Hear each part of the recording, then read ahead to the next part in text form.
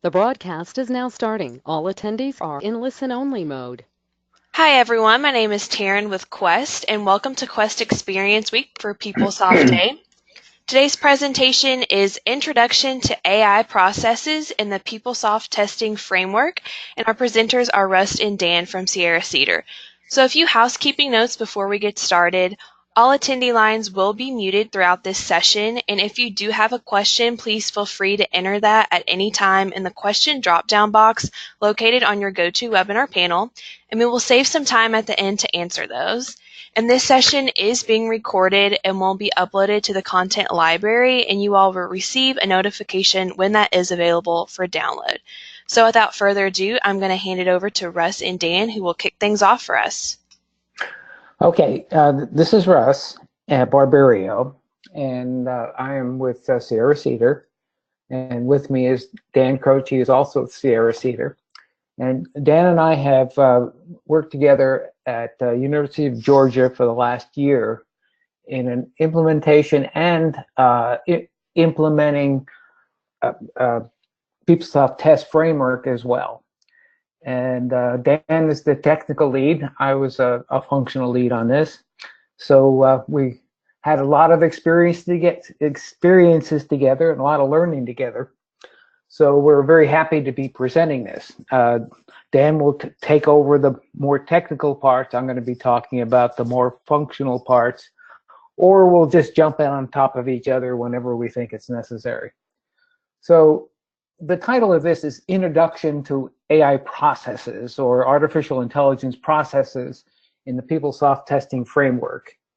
And I gave a subtitle of Automating Testing to Keep Your PeopleSoft Investment Current. And that's the buzzword, keeping it current, because with the PUM, PeopleSoft Upgrade Manager philosophy today, that it's very important to keep current, and it's a lot easier than it used to be. But the thing that hasn't gone away is testing. Every time we make a change, we need to test. And that's why we wanted to show automating the testing as much as possible. So artificial intelligence, is the intelligence exhibited by machines or software in the BPA processes or business process automation. And it's the technology-enabled automation of complex business processes. So that's the broad scope. But what we're talking about is what can we do about testing? And there are a number of automated test systems out there that do various things, and some are better than others. And I'm really excited that I could be part of PeopleSoft Test Framework, because it's the delivered part. It's delivered. It costs organizations nothing more. And this is a tool that will help the organization save time and money while keeping its PeopleSoft investment up to date. What can automated testing do? Well, any testing system should be able to take care of most of the testing functions and be able to at least replicate the actions of a single user executing functional tests against PeopleSoft browser-based applications. It's instead of everybody, the cast of thousands we have always needed to go into testing, the machine can do most of the work, because it allows you to store assets and in tests and test cases. Tests are the main task. Test cases are the different nuances within a test itself. In a database as application designer objects, and automatically update changes when changes take place. PTF can identify the impact of change by automatically comparing the change database with existing business processes, which means that whenever we're updating using the PeopleSoft Upgrade Manager, we want to know what's going to break, and especially what we didn't expect to break, during that upgrade process. And PTF will do that in a very much automated way. So why use PTF for automated testing? Because it automates and validates all the recorded objects against PeopleSoft object metadata definitions. So anytime there are objects that are changed, it's going to look at those, at the metadata definitions, and make sure that it's still going to function the way it did before anybody did an update. And the PTF will automate numerous PeopleSoft specific functions. Functions such as running through the process scheduler, or running queries, or any other items that can be automated without user intervention. It can handle all of those functions. Interfaces with other automated tools such as Data Mover and PS Query. PTF allows you to actually create objects and then move those objects using Data Mover, and it also will allow you to automatically run queries. And in later versions, in 8.56, and we'll see this in a few minutes, it actually can take a query and run the query, take a result out of that query, and using Data Mover, be able to process another test with the results of that query. And the big kicker at the end is that no additional license is required. All this automatically comes with PeopleSoft. It's been around for quite a while. I came in on using it in 8.55. I think it's been around long before that, but it's just starting to get traction. And it's getting really exciting to deal with this product, because it's like the light lighting up, and now we see that this is something that's supplied. It's getting better and better all the time, and we're going to see the new things in 8.56 and then in 8.57. How does PTF work? Well, at this point, I'm going to have Dan get into the technical part, since he's the technical guy. So, Dan, if you will go through these next few slides, I'll sit back and relax for a minute. Sure. Hello, everybody. Thank you for joining. So, as Russ mentioned, this is a delivered product. And what this slide is meant to show is that the PeopleSoft Test Framework, the PTF client, is a standalone program, and it needs to run on a Microsoft Windows 64-bit machine. The PTF client is a separate install, but it is delivered with your PeopleTools client download off of your PUM image. It does require an internet browser, and currently it has to be Microsoft Internet Explorer 11 to record tests, but to execute tests, you can use Chrome, Firefox, Microsoft Edge, and of course the Internet Explorer 11 that you recorded with. The PTF client connects to a PeopleSoft application using secure HTTPS connection through PeopleTools integration broker web services, which run on the web server. And then the tests themselves are saved to a test repository in the application database. So they are migratable objects in Application Designer, actually. So on this next slide, it's meant to show some additional steps, some housekeeping that's required to actually use it.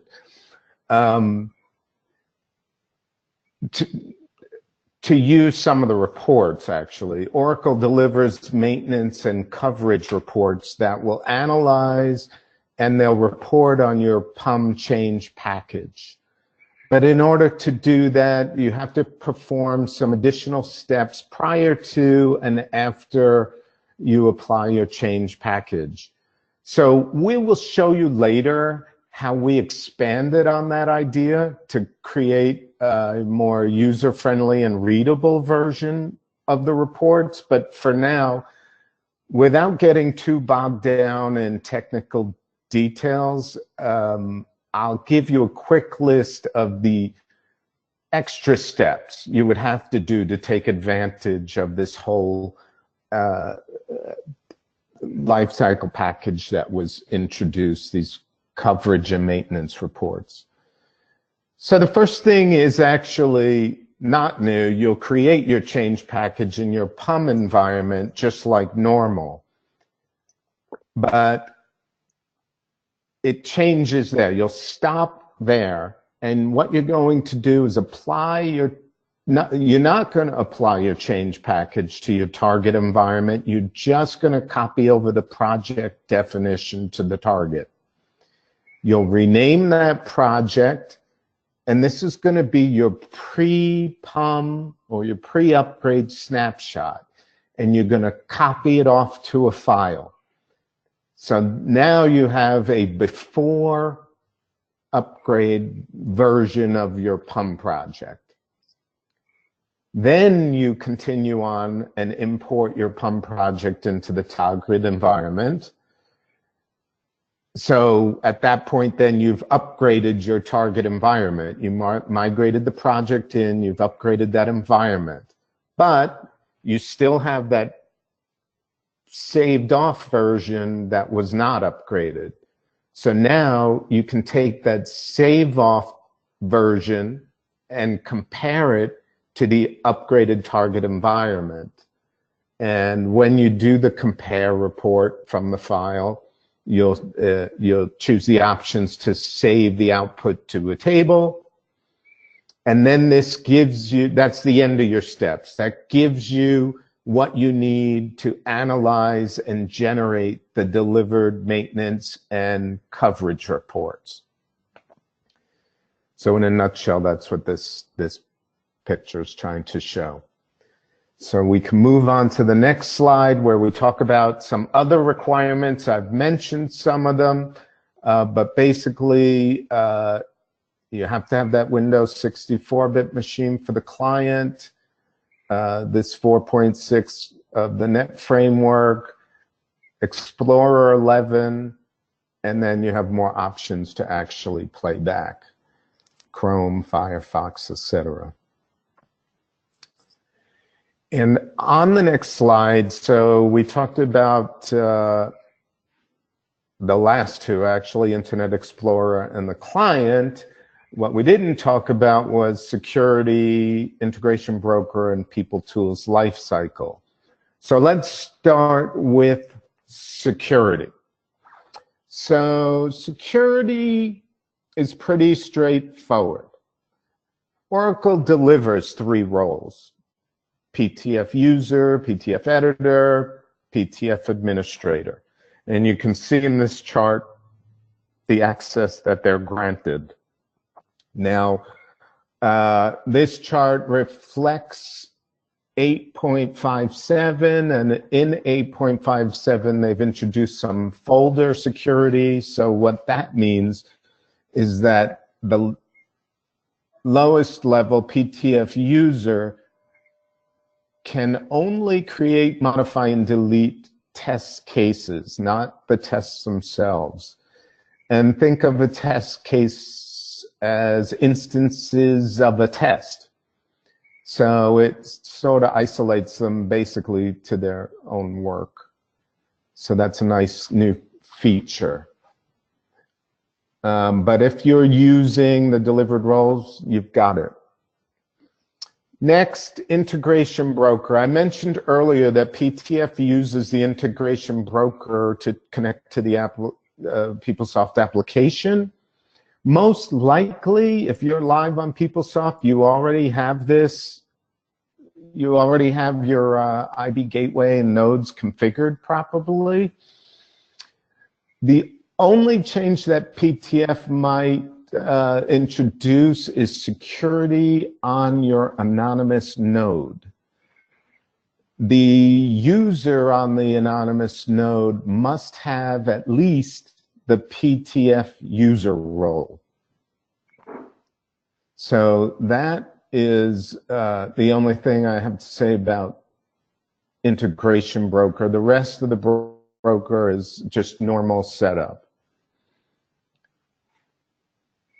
So we can move on to the next slide. And Russ, I think you were going to go from here. From here on, it's a purely configuration to set up everything. Now, I just want to have a little caveat. We're in by no means are we trying to show you everything that's set up. It would take a lot longer than an hour to go through everything, just the setup and part of it. So the intent here is to just show you the areas that need to be looked at. And it's interesting that when Dan and I first started doing this at UGA, we didn't have a tremendous lot of experience. Dan actually had more experience than I did at the time. And we made a lot of assumptions on how things should be set up. And as we got more knowledgeable about the product, we started learning some of the little nuances, some of them documented and some of them not so documented. And as we went through this, again, I'm just going to show you a couple of the highlights of lifecycle tools, but certainly not all of them. And one of the pages in lifecycle tools, and this is within PeopleTools lifecycle tools test, that there are certain options, and it kind of scratches my head a little bit, wondering why some of these are options, because I certainly would not want to do anything without them. For example, page prompt, the ability to go directly to a page on a test rather than going through the menu. Because remember, PeopleSoft Test Framework will mimic what a user actually does and then go through the exact same steps. But there are a lot of optimization tools, and page prompt will jump the user directly to a page that they're going to be using in a test. And message recognition is very important, because that is a tool that it allows you to deal with messages as they pop up. Most messages have a numeric value to them, and by entering that numeric value, you can give it an action when that message pops up. Process run gives you the ability to run a process and put all the variables. For example, and we'll see this in the demo, well, we're not going to see this one in the demo, but where the old, if you go back far enough, we call it Sparky, where when we run a process, we keep hitting the refresh button and over again, and I'm sure all of you have done that. Well, this takes that pushing the button over and over again out of your hands and puts it into the hands of the process itself. I'm going to skip over scroll variables because we're going to go into details on that a little bit later. Page expand, where pages a lot of times are condensed, or parts of pages are condensed. And if you were doing it manually, you would have to hit the button to open up that part. Think about accounts payable, setting up a supplier, all those pages that need to be expanded to recreate establishing a new supplier. Well, using page expand will open a page automatically. And finally, a very important tool is use browser start login, where you'll see that the automation part of PTF really comes into play. And whereas normally if you're logging in, you have to put in your user ID and the password, well, this gives the ability to do that automatically. So we've configured, the integration broker, we've configured the lifecycle tools. Now we're talking about configuring the client. And the client is resident on your PC, or if it's a terminal server or something where you're actually using a PC remotely, it still has to reside there. And this is what the first sign-on page is going to look like when you sign on into PeopleSoft Test Framework. It's going to ask for a database name and a server and the port. The port number isn't exactly showing on this one, but when there are ports available, it has to be there. The node ID is going to be whatever that node is, and the user ID.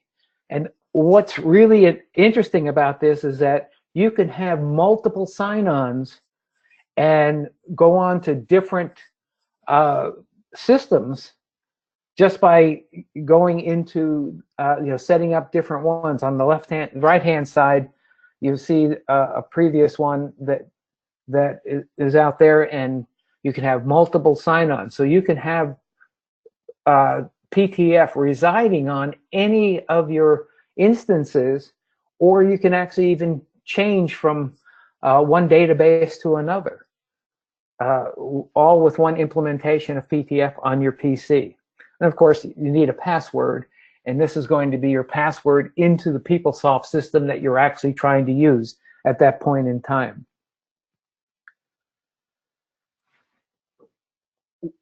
In the configuration of the client, we have what's called execution options, and this allows you to actually define what particular user and what particular database that you want to go to. And it's important to keep in mind that the PTF can actually reside on one database, like dev, but you can be running a test in a different database, such as test. It's usually more preferable if they're both on the same, but they don't have to be. And you can see on this particular execution option, we actually look at the URL, and it could be different than the URL that was used to actually store the test.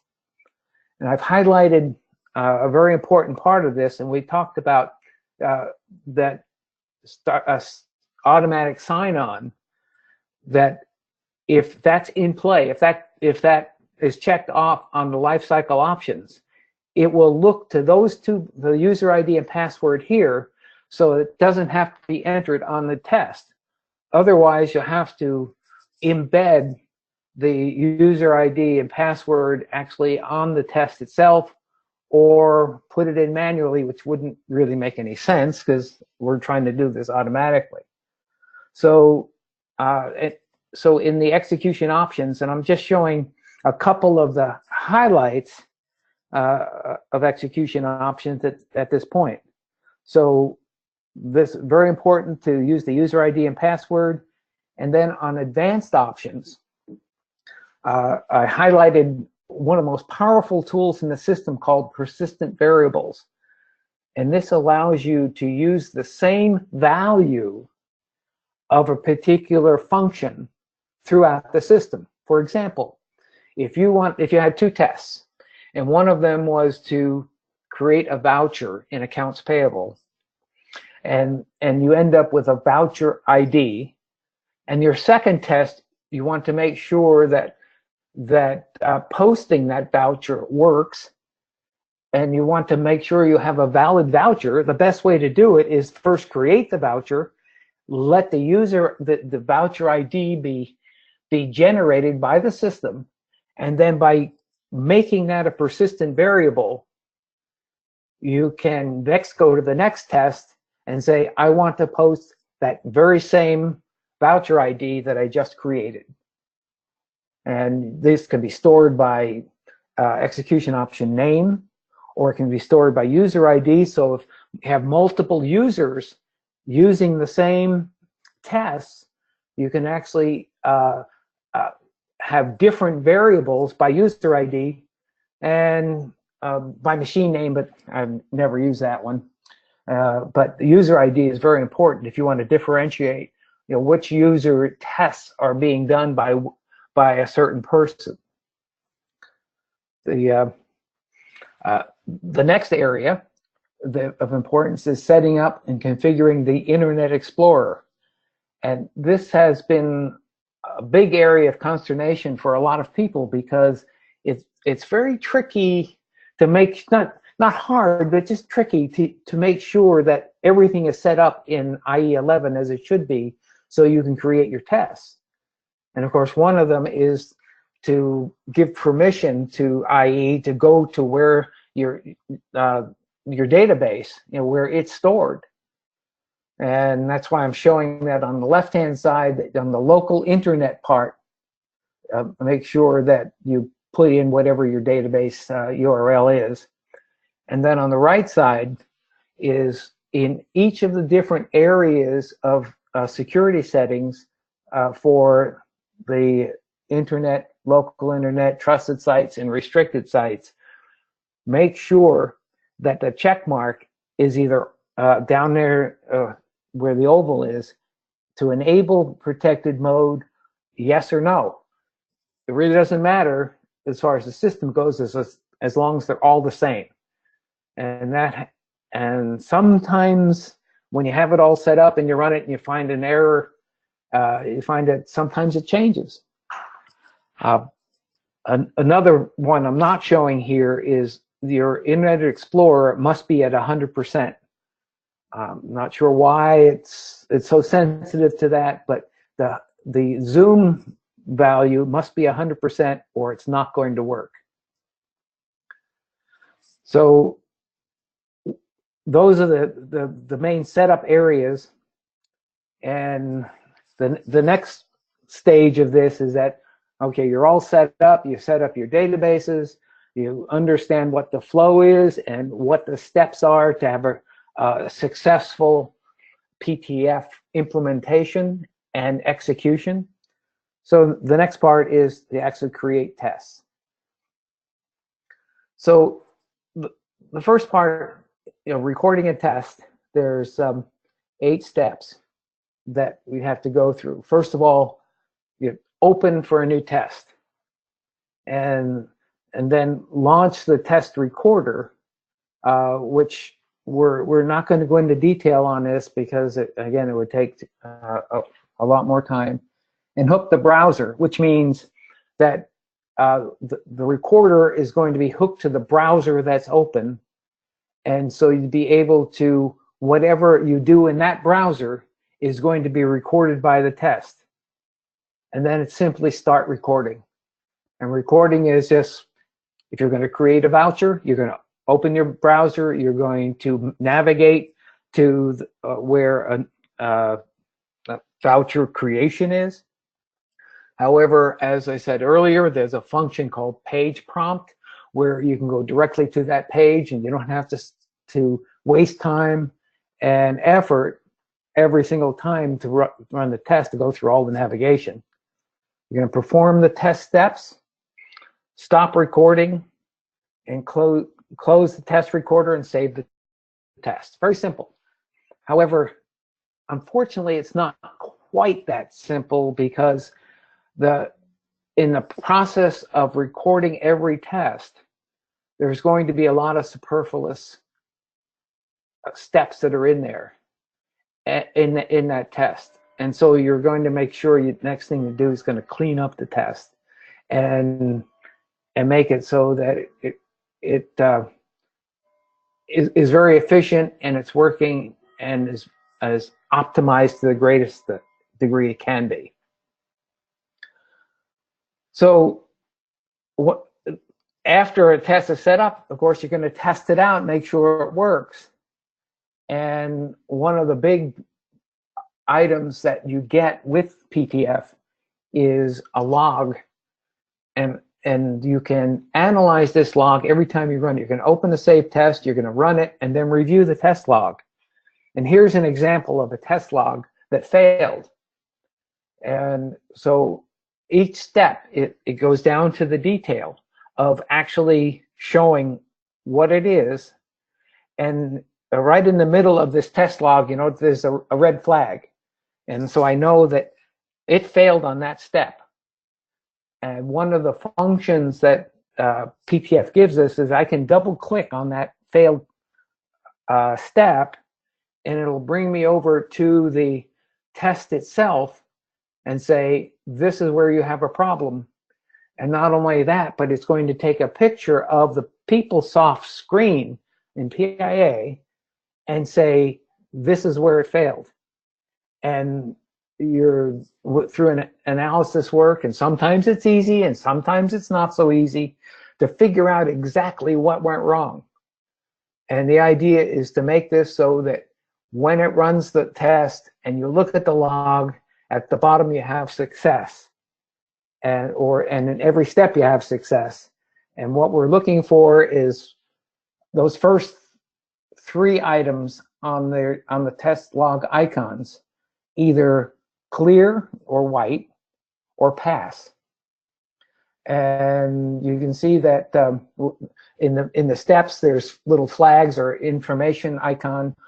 At the end of the test, it's going to give you info if it's clear and pass with a green if it was successful. Now, the difference between the two is that the PTF knows when something has been completed or something has been just been run through without actually creating something, but either one of those is going to be a good sign. Warning is sometimes it's okay and sometimes not. For example, if you're doing a budget check and you budget check all, we all know that people that have worked in commitment control and budget check know that they can run budget check, and if anything at all is out there that would not pass budget check, you get a warning, even though the one that you're actually trying to budget check is a pass. That warning will be there, and so sometimes the warning will be okay, but it needs analysis.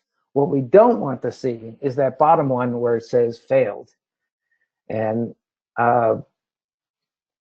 it's very disconcerting to see the fail, but there's always a reason, and I've never stopped learning something while using this on why things fail and why they pass. So I consider it a learning experience, and sometimes it, as I've gone through it, I'll say there's no reason something should have failed, and after several times and a little bit of thought, there's always that aha moment, and you say, "Oh, that's it." It might have been something hidden that was not filled in. It might have been a lot of different things, but there's. I think there's only been one case in the hundreds and hundreds of tests that I've done where I could not figure out why it failed. But that was a very isolated case, and it was quite unusual. This screen shows what a test looks like. So, and we're going to see this again we're actually going to see a sample test run in a few screens. This shows that when you actually have recorded the test, these are the steps that it looks at. And there's a lot of sections on this. The important ones are under type, and it shows, okay, what is it going to do? So if it's a link, then the action it's going to do is to click that link. And as you're going through manually and creating the tests, it will automatically create these. And then under recognition, it's actually the field and the table that it's using, the field and record, that it's actually going to be clicking. If it's a link and it's a click, it's going to click that one. And then if there's any specific value, or, well, let's talk parameters are definitions of that field when necessary. You don't see definitions a lot. And I got to plug in here, sorry. So we don't see a lot of parameters, but parameters become very important. And those of you that might have seen some of the older versions before 855, parameters was actually included in recognition. So it was an extension of recognition. And then finally, values are the actual value. For example, if I'm want to have a certain business unit that I click on, let's say again, I keep using vouchers as an example. So the AP business unit would be here in the value, either as a true value or as a variable. So whatever value it has. And that becomes part of the test case. The test is the overall function that we're looking at. The test case is a specific set of values, which becomes very important because you can use a test over and over again and change the values, and then you don't have to recreate the test. So you'll see as you get more into this that your tests become more efficient in that you can arrange them so that you only have test cases. And the beauty of this is that you can offload all your test case values into an Excel spreadsheet, make changes, and then upload again back into the system, and then rerun the test as a different test case.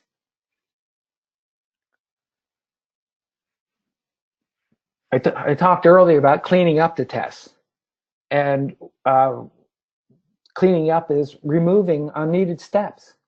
And there will be some unneeded steps throughout the test when you are actually creating it. It becomes an art in certain ways. When I first started doing this, it's how does anybody recognize what's not needed?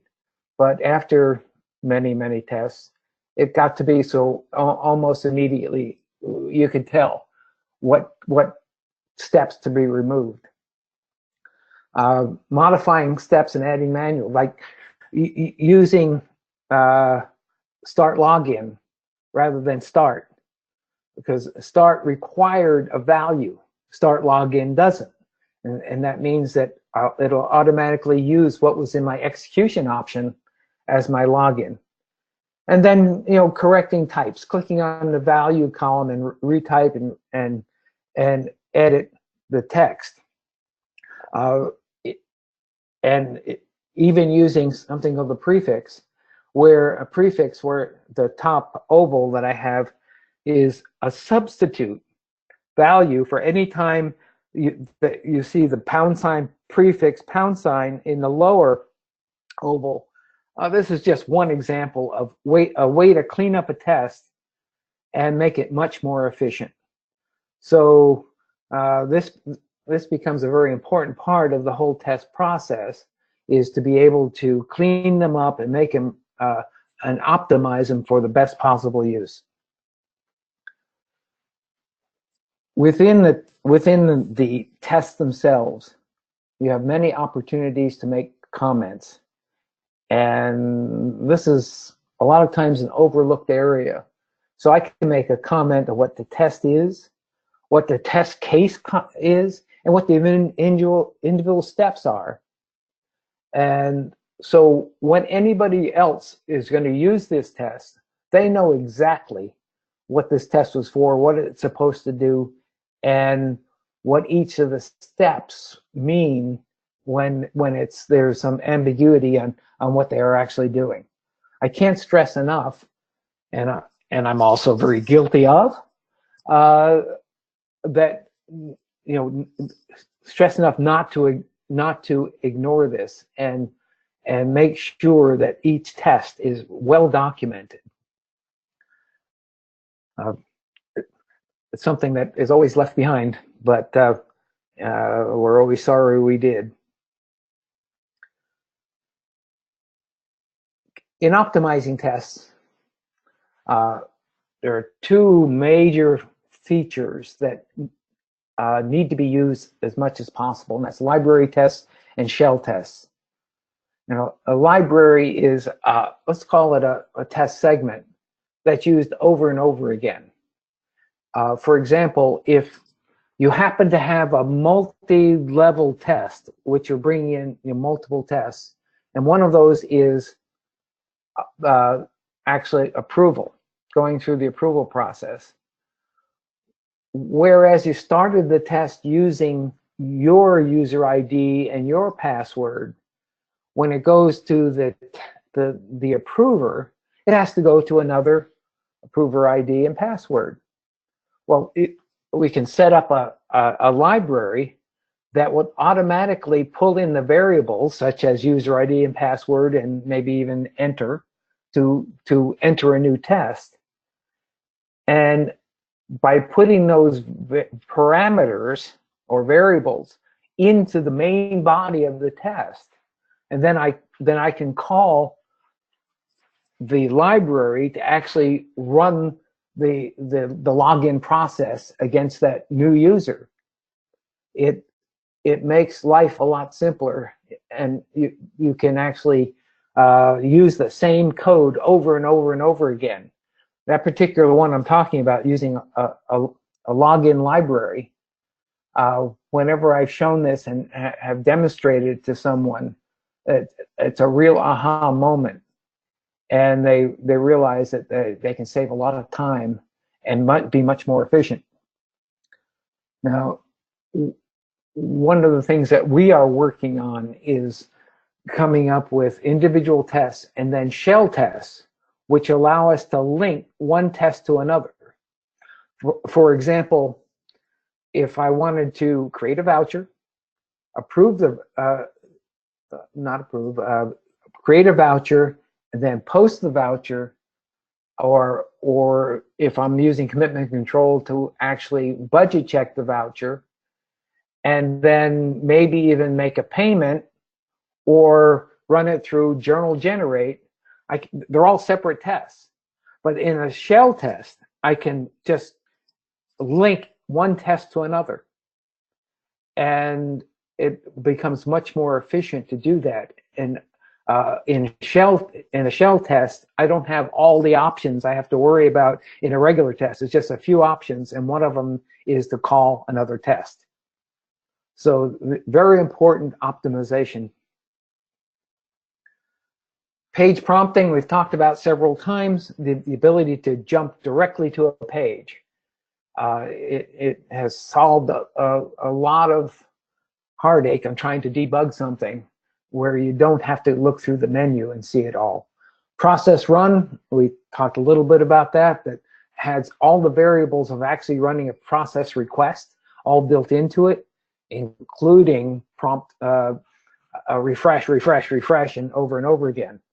Running a query, you can run a public or private query, and with 856 you can even get the results of that query to use in further tests. And a very powerful one is conditional constructs. If then else, or exists. If then else, you can say, if this condition is true, then do this. Otherwise, skip that whole section until the next end if takes place. Exist I've used a number of times, particularly in approval processes, where if you go to a certain approver and for some reason that process, you had the same approver twice, on the second one we know that they wouldn't show up. They would not get that in their work list. So I use exist to find out, okay, does this particular approval object exist? And if it doesn't exist, skip the whole process. It's there's many uses for this, but the most used one for me is scrolling, scroll handling. Because particularly when you're using the fluid and let's say the approval process, the scroll that contains all the different values that it could possibly contain can change. And a normal scroll selection is based upon the row number that it's on, starting with 0, then 1, then 2, and then 3. But if that changes, if something doesn't exist, scroll handling will say, don't look for the position that it's in, look for the specific name that you're looking for. So if in particularly fluid approval, if we have a case where we want to approve a voucher, and you go into approvals under fluid, if there's something in that approval list that says voucher, that's fine. But if it's not there, or if something else is not there that is normally there, it moves. By using scroll handling in PTF, we can always find it, no matter where it is. And we're actually going to see that in the process. We're going to show it in a minute.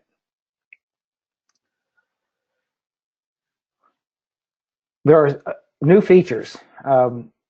Most of the implementations I've been doing for PTF have been on 8.5.5, but 8.5.6 is now certainly out and using it. And 8.5.7, available only in the cloud right now, but it will be out in the next month or two, has added some features. For example, in 8.5.6, that gave the ability to run the query and then use the results automatically and through data mover, and those results can be used further in tests. It also supported for charts to verify that charts are consistent with the data, and supported drag and drop on fluid pages. In 8.5.7, test folders can be secured by the PTF administrator, and Dan talked about this a little bit, saying that the administrator can now say, all right, for a specific folder, and folder is where we're secure, we're storing all our tests. We didn't get into the actual framework of the PTF Explorer, but if I want to allow someone other than an administrator to update a test, I can do that by putting it in a specific folder and give a normal user that capability, whereas they would not be able to do that in other folders. Another feature is execution options, which is the guts of what a particular test setup can do, can now be moved through through Data Mover from one place, from one setup to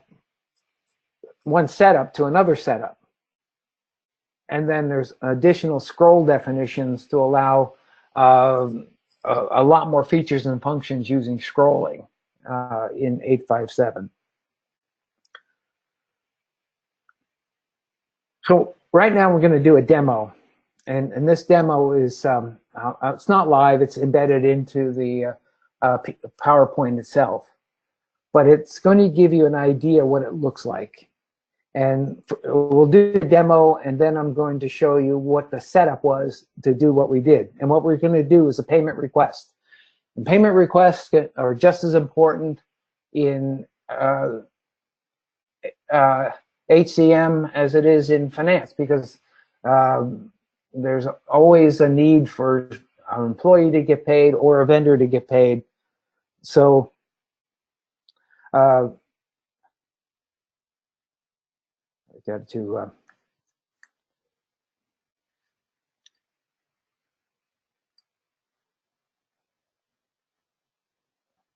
okay, so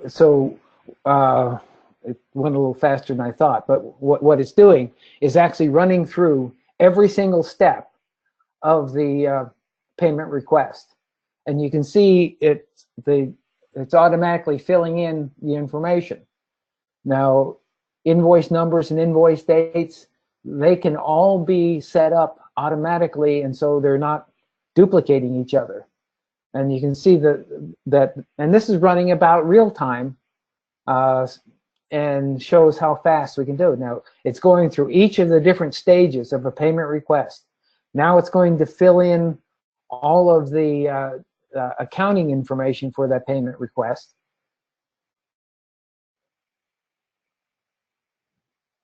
And the chart fields, and it will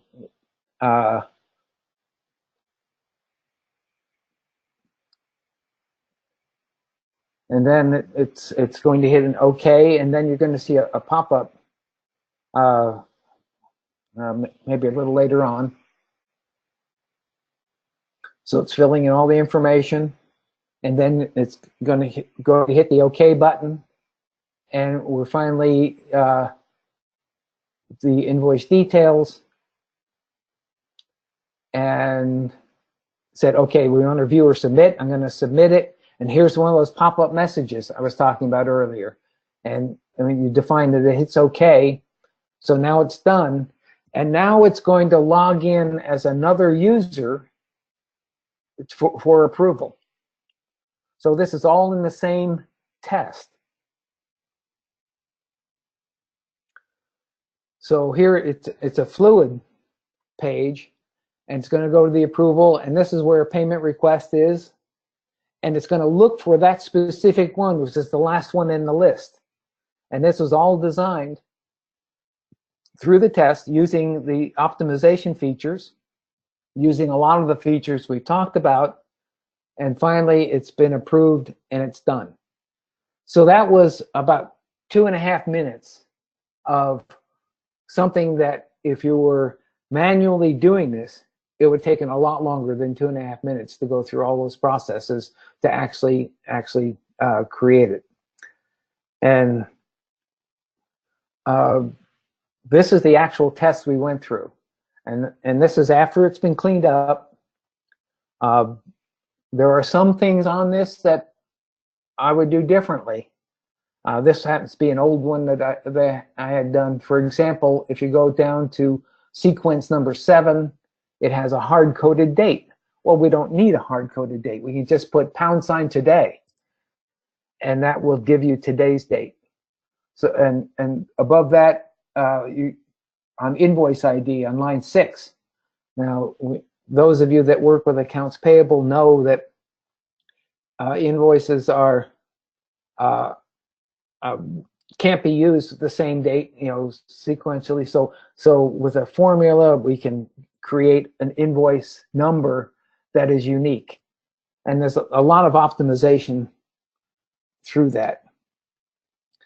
I'm going to turn this over to Dan now. We've got about 6 minutes left, so I hope I didn't cut Dan too short, and go into the PUM Workcenter. That's good. I'll just talk quickly about this. So as I mentioned earlier, there are 2 delivered reports, the maintenance report and the test coverage report. They're delivered, they're very detailed. We found them somewhat overwhelming because they're built from the perspective of the objects in the change package. So we thought about it, and we felt that if your tests represent your business processes, then we wanted to see the impacts of the PUM change project from the perspective of your tests/business processes. So we created this PUM Workcenter to do that. We built a set of drilling queries, each beginning with the selection of the stored compare project that you want to work with. That stored project being what I talked about earlier as part of your steps that you have to inject into the upgrade process. So we built them from the perspective of a maintenance report, which is sort of a complete holistic view of your tests. Failure report, which is maybe we just want to see the failed tests, and we have 3 different versions of a gap report, and these are ways to look at objects that are being changed by the pump change package, but you don't have a test for them, so your gaps. So in this particular case, we'll look at the maintenance report, and you can see that we tried to consolidate everything we wanted to see about a test on one page. The key features here are we have on this page a list of all the tests that are not part of a shell, along with the shells. The difference being they both display the same thing, the difference being that for the shell tests, since they consist of other tests, you click on that shell hyperlink to drill into them. So in this particular case, we're looking at an individual test. We clicked the view hyperlink, and it takes us into some details about it's a view of the objects in this test that are also in this change package where we either just applied or we're about to apply. So in this case, we're looking at a specific test, AM01, AM001. And looking at it, we can see very quickly, we get a broad overview. I can see there's a bunch of fields that had label changes. So from a test perspective, I could say, okay, a label is probably not going to fail my test. But I might want to have awareness to this, so it's good to see it there. The first line, which says it's a record that has some kind of a field change. Now, in this case, I don't know exactly what the change is, but I'm a little concerned, so I might want to investigate that. So I would go into App Designer, open up that particular record that it was talking about, and look at the field that it was talking about. And in this case, I do see there's a difference. The prompt table, the field is on both records, but the prompt table is different. Now, that may not be enough to fail the test. Sort of depends on what I'm using for a value for that field, but I can see that it may be something. So I might run the test and see what happens, or I may delve into it further. But the point here is that you can quickly identify and investigate changes from your PUM package that specifically relate to that test. The other thing you see back on the maintenance report is you're going to see the last run and what the status of the run was. So the last run statistics, and that includes also the last log from that run. So you, if you click on the run log, you will see, now it doesn't really display well on here, but I just wanted to point out that you can actually display and review the log of the last run right from the workcenter.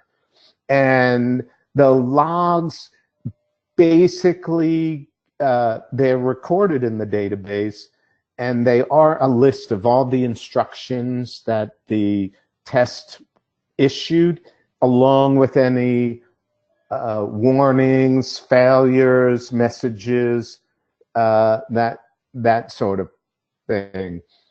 Now, the gaps report, I mentioned there's several different ways to look at the gap report.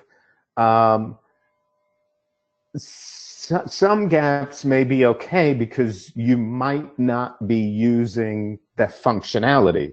So you might want to look at the gap report by owner. The gap report by all objects is much more comprehensive, and it includes objects that are not actually recorded by the test, but they're used within the business process. For example, people code is not actually stamped in the database. So if we looked at gap report by test objects, those are objects that are actually stamped in the database that the test records. And if they all start out the same way, you pick the PUM project you're working on. So if we go to the next slide, you'll see in this case, these are the objects that the tests record in the database and are also in the PUM change project. And for example, I would click menus. So that now I'm looking at menus that are in the PUM change project, but are not in a test that I have. So I can look here at the object owner and I could see, we don't use that functionality, or, oh, we do use it. So now what are they doing? Did they add a new feature? Why is this changed? It gives you a point of reference to determine how to proceed forward. And so again, there's various ways to look at gaps, and then you could make choices from there. So I think we hit our time. Yes, and just to sum up this is that pre-PUM we've gone through all the tests, but post-PUM we don't have to go through them to find out what will fail. These reports, the delivery reports, they show that, but these reports that Dan has created really zero in on what will fail and why it will fail. So that concludes our portion. Now we're down to the Q&A. I'm sorry that we ran a little over. Oh, no, that's fine. And we probably won't have time to answer all of the questions. So the ones that we do not get to today, I will be sending those over to you all, and you guys can answer those as you wish. So we will go ahead and start with the first question. Is PTF Oracle's long-term solution for testing, or will it be replaced?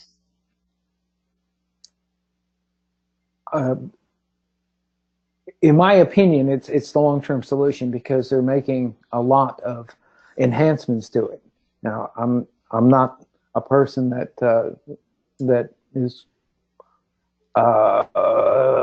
in on what the long-term solutions are, the long-term strategy, but I think it's here to stay. And we can see what we can find out about that. Okay. And the next question, are the optimizations page, prompting, process run, etc. only available in PTF? I'm not sure of the context. Now, those are available in PTF. I don't know what else they would be in. I mean, if they're the PTF, the engine started out from the UPK engine as far as recording goes. And all those were not available in UPK, I know that. So, and my reaction to that question is that, yes, that's where they're available, and that's the only place they're available. Okay, and the next question, what are the AI-related features in PTF that is mentioned in the title of this presentation? The whole artificial intelligence, of course, is a lot broader than what we talked about here. But the AI is exactly that everything is becoming automated. And while maybe it doesn't, artificial intelligence can mean something else, a subset of that is the business process automation. And that's what we're really focusing on, that part of AI is BPA. Okay, and the next question, Oracle continues to cancel its PTF training classes. Is there any other training on the PTF tool that you all know of? There's certainly the online training, which was my first introduction, to go through the online training from Oracle. And we as a company are developing a training for both internal and external. And I know there are other organizations that may be doing the same thing. I can't say exactly what they're doing, but you know, I would say scour the YouTubes and look at what I did when I was first doing it. I went to every article I could find that was on the Oracle database and every white paper. And then, of course, books are a big resource. But, I can speak for Sierra-Cedar in that we're developing a very formal training. And I'm heavily involved with that myself. Okay, and thank you. And that is all the time we have left for questions today. So the rest of those I will send over to you all. And before we go, I do have a couple of wrap-up notes just to share. Let me get that pulled up. Okay. And we just want to know that everyone will have access to this content and it will be uploaded on the site, and you guys will be receiving an email notification when that is available. And we encourage everyone to attend Collaborate in 2019. It's April 7th through the 11th in San Antonio, and you can register on our website at questoraclecommunity.org/collaborate. And if you guys aren't a member or would like more information, you can visit our website as well to get more information about access to content, user groups, community discussions, events, and more all year long. So thanks again to Russ and Dan for presenting with us today, and thank you to everyone else listening in. Thank you. Thanks.